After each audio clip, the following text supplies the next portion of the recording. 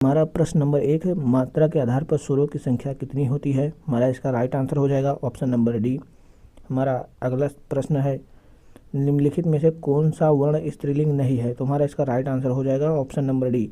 स्त्रीलिंग वर्ण की संख्या होती है 3, छोटी ई, बड़ी ई और री, ये स्त्रीलिंग वर्ण होते हैं। और जो हमारा का है वो स्त्रीलिंग वर्ण नहीं होता है। तो हमारा नेक्स्ट प्रश्न है, या किस प्रकार की ध्वनि है। या किस प्रकार की ध्वनि है। तो हमारा इसका राइट आंसर हो जाएगा, या जो है वो तालव्य ध्वनि है। हमारा राइट आंसर हो जाएगा ए। अगला सवाल है हमारा, हिंदी वर्णमाला में स्वरों की संख्या कितनी होती है। तो हमारा इसका राइट आंसर हो जाएगा ऑप्शन नंबर सी, 11 स्वर होते हैं हिंदी वर्णमाला में। हमारा अगला सवाल है,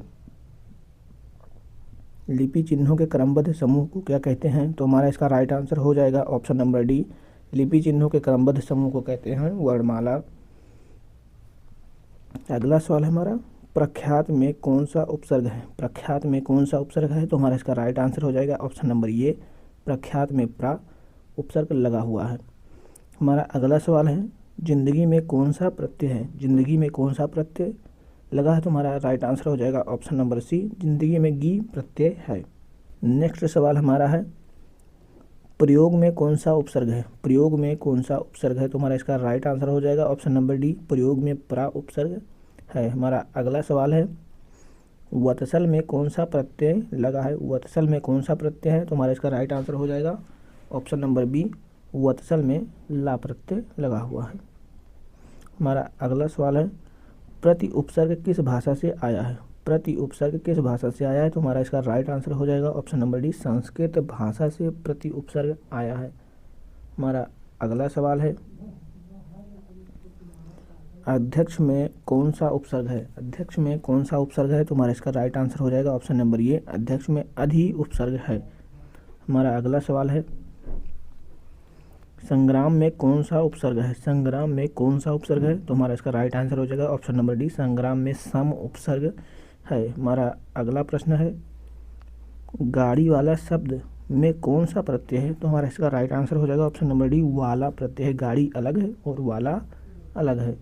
हमारा अगला प्रश्न है, केंद्रीय हिंदी निदेशालय की स्थापना कब हुई। केंद्रीय हिंदी निदेशालय की स्थापना कब हुई। तो हमारा इसका राइट आंसर हो जाएगा 1960 में केंद्रीय हिंदी निदेशालय की स्थापना हुई है। हमारा अगला सवाल है, अवधी बोली का अन्य नाम क्या है। तो हमारा इसका राइट आंसर हो जाएगा ऑप्शन नंबर ए, कोसली। अवधी भाषा को कोसली भी कहा जाता है। हमारा अगला प्रश्न है, हिंदी भाषा कौन सी लिपि में लिखते हैं। हिंदी भाषा कौन सी लिपि में लिखते हैं। तो हमारा इसका राइट आंसर हो जाएगा ऑप्शन नंबर डी, हिंदी भाषा देवनागरी लिपि में लिखी जाती है। हमारा अगला सवाल है, रामचरितमानस की रचना किस भाषा में है। रामचरितमानस की रचना किस भाषा में है।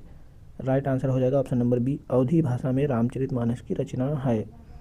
अगला प्रश्न है हमारा, खड़ी बोली हिंदी का प्रथम कवि कौन माना जाता है। तो हमारा इसका राइट आंसर हो जाएगा, अमीर खुसरो को खड़ी बोली हिंदी का प्रथम कवि माना जाता है। अगला प्रश्न है हमारा, हिंदी शब्द किसका दिया हुआ है। हिंदी शब्द किसका दिया हुआ है। तो हमारा इसका राइट आंसर हो जाएगा ऑप्शन नंबर बी, ईरानियों ने हिंदी शब्द को दिया है। हमारा अगला प्रश्न है, खड़ी बोली का प्रथम महाकाव्य कौन सा था।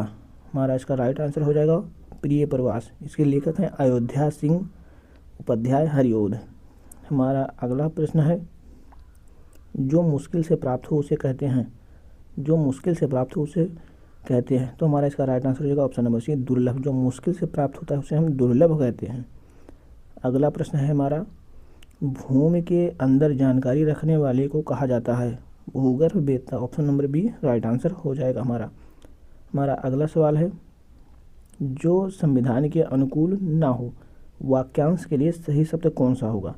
तो इस प्रश्न का जवाब आप सभी लोग कमेंट बॉक्स में दीजिएगा और इस प्रैक्टिस सेट में आप सभी लोगों का कितना स्कोर है वो कमेंट बॉक्स में बताइएगा। तब तक के लिए जय हिंद।